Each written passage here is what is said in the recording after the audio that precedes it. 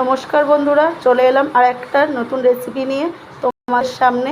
তো আজকে আমি তোমাদেরকে বানিয়ে দেখাবো ম্যাঙ্গো মিল্ক শেক। তো এখানে নিয়ে নিয়েছি মিল্ক শেকের জন্য কিছুটা আম, এখানে নিয়ে নিয়েছি আমি চিনি ডাস্ট করে নিয়েছি, এখানে একটু গুঁড়ো দুধ নিয়েছি, তো এখানে লিকুইড দুধ নিয়েছি। তো এটা আমি ভালোভাবে মিক্সিতে একটু পেস্ট করে নেব।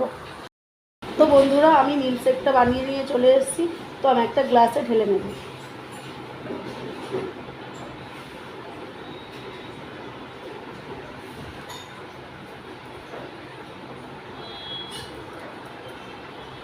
আমরা একটু চিনি দিয়ে দিলাম, এর মধ্যে চিনি ডাস্ট।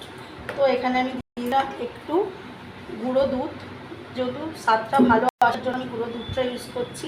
তো এখানে আমি একটু দিয়ে দিলাম ভ্যানিলা আইসক্রিম। তো খেতে ভালো লাগবে বন্ধুরা, তার জন্য এখানে আমি একটা স্ট্র দিয়ে দিলাম বন্ধুরা।